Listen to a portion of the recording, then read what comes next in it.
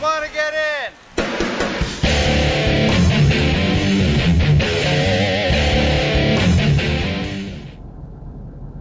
Hey there, welcome to Michael on the Go, Catholic Family Man Edition, Gospel Reflections. Today coming to us from Matthew.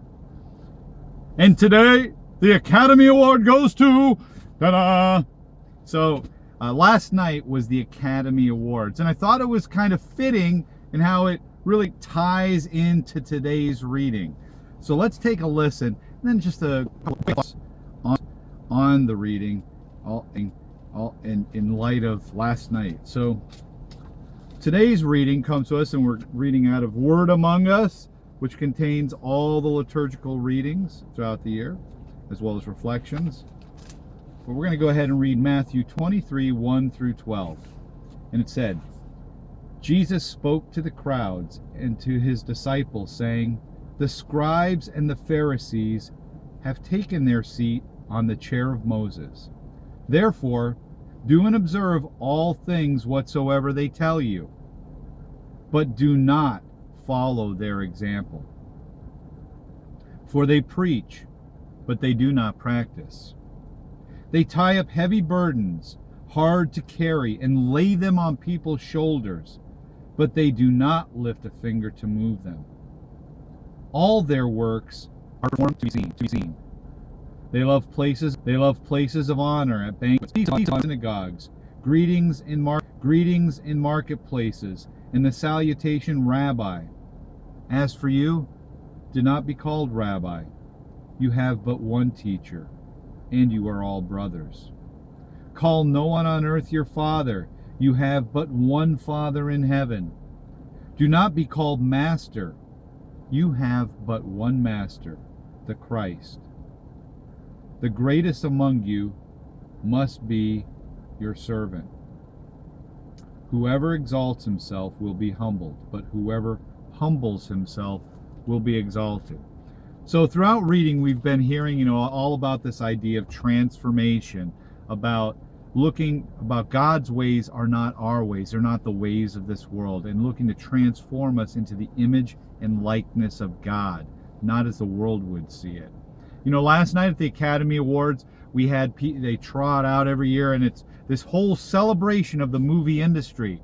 And there's some great people in film and in the movie industry and the theater arts and all that, and in many things that get exalted and held up in society. There's lots of good people, God-fearing people who are seeking to do God's will. But there's also a lot we know that's not of God, right? There were a number of movies, and you can go down through the list, and actors and actresses who, are maybe living more like in Philippians, the warning saying that, their glory is their shame, where they kind of turn things upside down and they make out their sinfulness as something great, promiscuity, vulgarity, hostility towards God and God's ways. So, but the point of it is this: they've been exalted, they're being held up, and in many ways, the scribes, the religious class in ancient Israel at the time when Jesus, when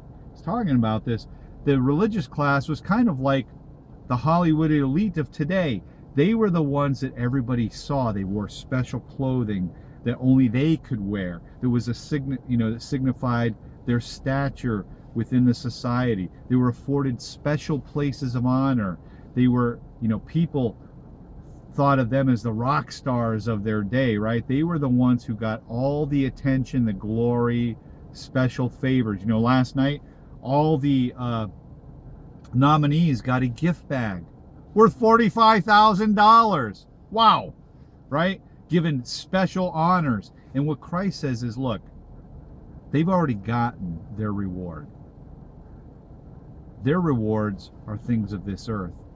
But if we seek a heavenly reward, if we're seeking to be exalted in God's eyes, when we're a little child, oftentimes you'll see children who are starved for parental approval. They want that, "You've done great," Johnny, Jane, Marissa, whatever.